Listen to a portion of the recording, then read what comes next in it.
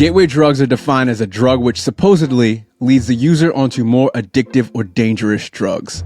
I believe the 5K race serves a similar role in the running world, acting as the gateway to longer, more intense challenges, like the 10K, half marathon, iron distance triathlons, and ultra marathons. But how does one improve their 5K time? Are you really racing the distance at your highest potential? How much do you need to suffer? And what does it take to race a 5K at your peak effort and intelligence?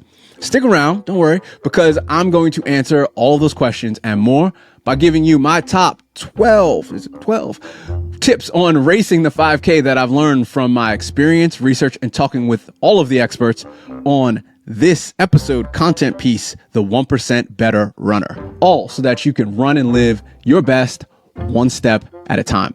Let's get into it. What you will learn. How to structure your training for success by mastering the 80-20 rule. Use a well-organized training plan that is 80% easy and 20% hard. The benefits of strength and conditioning and nutrition tips for optimal performance. All right, let's get into the full episode and the 12 ways of how you can run your best 5K. Number 1, structure your training into periods and blocks. While a 5K is fast, it's not a sprint. It's anywhere from 75 to 90% aerobic. Aerobic means using oxygen and fat for fuel. That means lots of slow and easy running. Mike Tree said more about that here on the episode where he coached me to run a 16:47 on a 5K that I did a few years ago.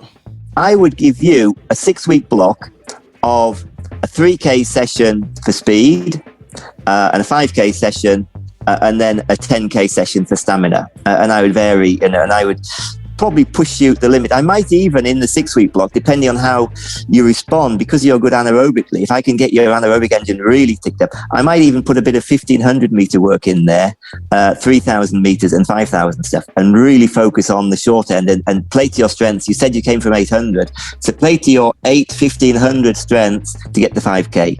Whereas, you get a marathon runner and think, well, they've got this big aerobic engine. Let's just maximize their 100-mile weeks, their 10K sessions, their 5K and aerobic capacity. But I think there's 2 ways of skinning a 5,000, and you're borderline that you could push in a little bit more speed work and really get out and get used to running some Ks in 3:10 Ks and going quicker than race pace. So when you get the start line, you're getting through the first couple of Ks thinking, oh, this is easy. You're sitting there and you're waiting for that last 2K when it kicks in, but you can cope with a lactic. Number 2, use the 80-20 rule. Each week, run 80% of your runs easy and 20% hard. Here's Mike Trees with more on that. We need 3 aerobic runs. I've made it very simple. People understand. A longer run to develop the aerobic system to capacity, 60 to 90 minutes. You've got to get over 60 minutes. But if you're getting over 90, that's more sort of half marathon training area. And I think you'll knock the speed away. So somewhere sitting between 60 to 90 minutes is a nice pace, a nice time to run for. Then you need a short recovery run, 30 minutes, I reckon. And over the years, I've found that most people can do a nice 30 minutes recovery run. Over that, you're not really recovering. And you got to remember what you're going out for. People get carried away and they, I've done 30, that feels good. I can do 45, I can do 60, I can do 65. And they get carried away. Just think what the purpose is. It's a recovery run, to go out and just enjoy your 30 minutes easy running. And then one more run is it's what I call an easy run, an aerobic run, an aerobic pace of about 45 minutes. Number 3, vary your speed work. Here's Mike Trees again, and he gave me so much valuable information and a specific 6-week training plan that helped me run a super speedy 5K. So what you've got is you've got the threshold work for lactic, where we work around the threshold, but you've got the lactic tolerance. So towards the end, the last kilometre of a 5K, it doesn't matter how much lactic you build up if you can cope with it. And there's some phenomenal stories of, people like Sebastian Coe that could hold, I think it was 17, 18 millimoles of lactic, per milliliter per litre of blood in his body, whereas most people, you struggle at 4. So that's where the threshold is considered. The 4 millimole level is a technical term people use. They get past 4 and they can't really run much. But if you can cope with an absolute tolerance, not the threshold, but the tolerance as well, that's where you can maximize it. So that tolerance might even get you something like 15, 20 seconds in the last 1 kilometer if you can cope with it. That's huge over a 5K. So I would say that what you're doing is essentially right, but I would give you a 6-week block at the end where we tweak it and work to your strengths. And it might take a couple of blocks to work out exactly what that is. Is it 1,500 work? Is it 3,000 meter work? But I would give you something quicker. And you're on the borderline. At your age, I could cope with 3 hard sessions a week. So plus the long run? Yeah, the long run, I don't consider that a session. That's an easy, that's separate. Number 4, strength and conditioning. It has different names: strength training, resistance training, lifting weights, improving mobility, and doing uphill sprints all build your body to handle the demands of a faster 5K. Here's Sam, physiotherapist and founder of 10 Weeks to Strength running app, and what she thinks about strength training and runners. So strength training, if you're a distance runner, is one of the most important things you can do for your training to minimize injury risk. It builds the capacity of your muscles, your tendons, and your bones to tolerate all the weekly kilometers, miles you're putting through it. And it can also improve performance. So make sure you fit it in. And also, strength loss is primarily due to disuse, not aging. So you have to keep it up. It's often, I find, actually, with the older runners, or older people, I should say, they often stop strength training because they get one niggle in their knee and they think, okay, it's not safe for me to be doing this stuff. I'm going to stop because my knee hurts. And that's where things deteriorate. So it is so important as a lifelong activity to continue your strength training as we get older. Number 5, nutrition and diet. Try to eat the right foods and right amounts for your training at the right time. This is personal to everybody, so talk with a specialist if you can. Here is my dietitian, Jordan Kane, on that. When we're talking about fat loss, we don't need to cut carbs. Like, it's a thing, like you can, but we need to cut calories. And I'm not saying calorie count either. Like, I'm saying, like, what we need to do is get you into calorie deficit. And it doesn't really matter what you eat. I would say yes, in terms of whole foods, like slow carb diet, plus those whole grains and plus fruit and stuff is what I would recommend. Ideally, keep the carbs in there, dropping the calories, drop like maybe one little meal in the day or one snack or whatever it is. And as long as you're feeling fueled and as long as you're feeling like you are never starving and your training's going well and you're not like bonking at the end of training at the end of the day, that is an ideal situation for fat loss and to maintain performance. All right, a quick break because I know you want to be able to run your fastest 5K as soon as possible. And to make it easier for you to just go out and do that, I created a free 6-week Improve Your 5K training plan, which is based around the whole 1% Better Runner consistency framework. Think a run training plan and personal therapist mixed together. Be smart and use the QR code on the screen right here, link below in the video description or podcast show notes to get your copy of it right now. Bonus, you'll automatically sign up for our 1% Better newsletter, which is not like other running newsletters because we don't do quick motivational hacks. Instead, every week-ish, you'll get tools and tactics to transform you through small, step-by-step daily habit improvements, all to help you train, race, and live exponentially better in your running life. Let's get back into it. Number 6, cross-training. Running is hard on your body. Look to cross-train to build aerobic base without overtaxing yourself. Here's Mike Tree's thought on all that. Get on the bike and cycle.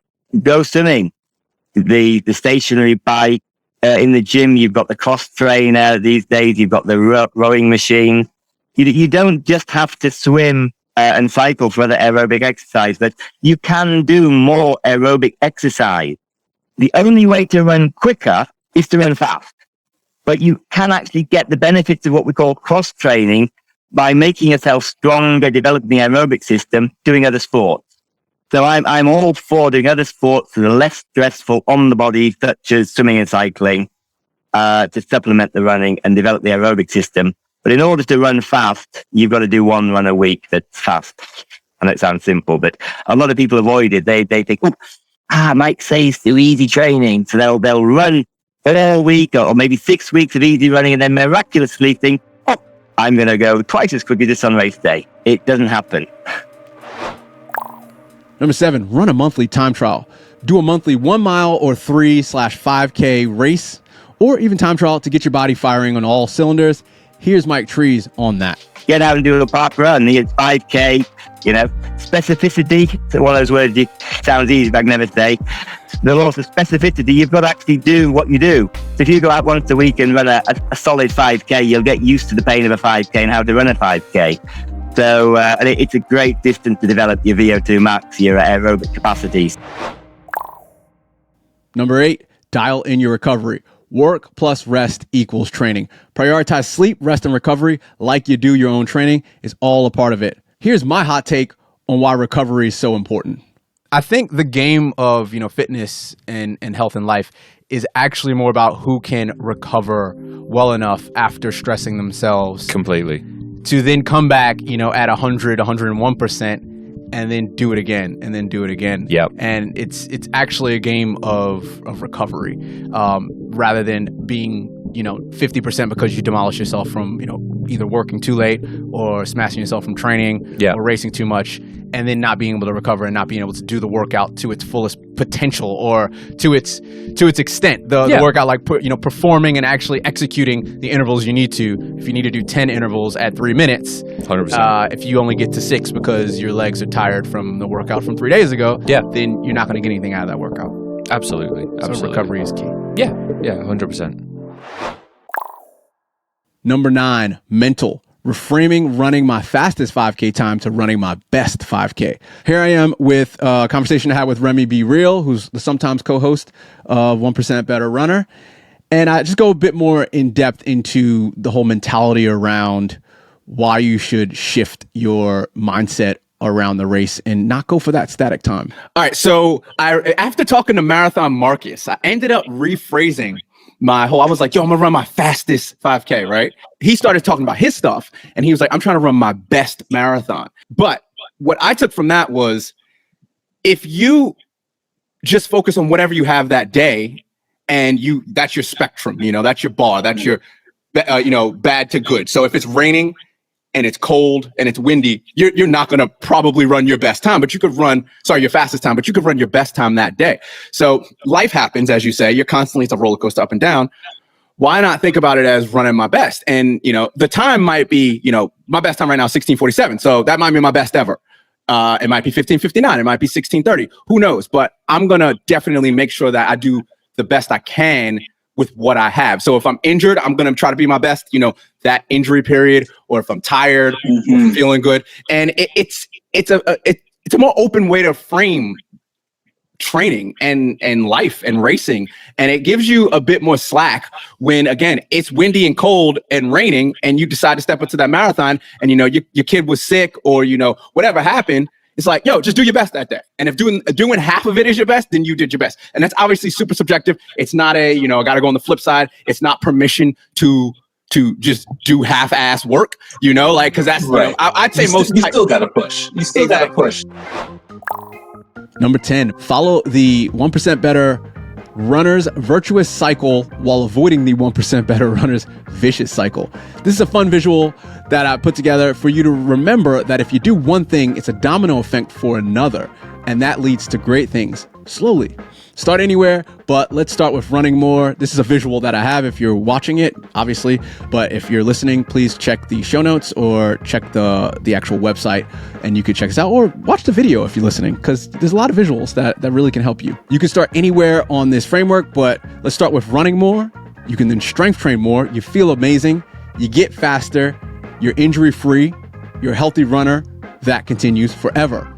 The opposite can also happen in the vicious cycle. You run less, you don't strength train, you feel like poop, you get slower, you get injured, sick, burned out, and that cycle continues. This is why consistency is key. Super generic, but it's so true. Number 11, physical. Do a race prediction time test. What is it? This is workout 1, so there's variations. The first one, do 3 by 1600 meters. Pick a pace/effort that you think you could run in your upcoming 5K, and then walk, recover 90 seconds. Workout number 2, 6 by 1 kilometer or 0.61 miles for metrically allergic Americans. Pick a slightly faster pace/effort that you can run for in your upcoming 5K and recover with a 60-second walk. Why you should do it. The 5K is kind of fast, but not too fast. Pacing is everything. Start out too fast and you blow up. Start out too slow and you won't have enough time to make up for your turtle pace from the beginning.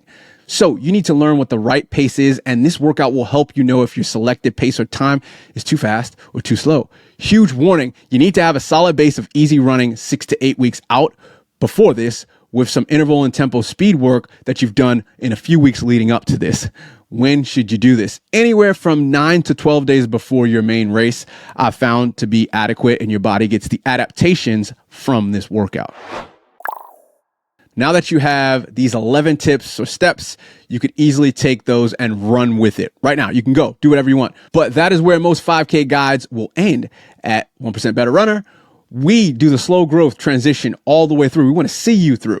Here is how you can actually implement these previous 11 tip steps to transform yourself. For those that are listening, it's best to see the video or check out the show notes for the link on how to actually do this. Additional tips: incorporate 50-meter strides on easy days to maintain leg speed. Sunset your strength training in the last 2 to 3 weeks from your race to avoid fatigue from the weight room. You don't want to remove it all. So if you were lifting 2 days a week, you can go down to 1 week. If you're lifting for 45 minutes with 3 sets per exercise, do 2 sets and maybe even drop the weight down a tiny bit. Ensure proper warm-up and cool down for all the workouts. Crucial. I know it doesn't feel like it, but your body will be so happy later. Listen to your body and adjust intensity as needed to avoid injury. In the last 6 weeks before your 5K race, focus on speed work and stamina. Do short, fast intervals on Tuesday. This is just a sample. Longer intervals on Thursday and a race pace 5K or 3K or 1 mile on Saturday. Keep long runs easy at 60 to 90 minutes on Sunday. Include strides on the easy days, even at the end of long runs. Drop strength training again to avoid fatigue, just a little bit, and listen to your body and stay injury free. Final thoughts. And those are our 12 tips to get your 5K times faster and possibly allow you a lifetime of chasing bigger highs and longer, more epic race adventures. What did I miss? What have you used from here? Let me know in the comments below or email me talk@dlatecreates.com or hit me on Instagram in the DMs. Thanks for rocking with us. Train smart, race easy. If you want to learn more about this topic, we went into further detail. You should go and check that out right here.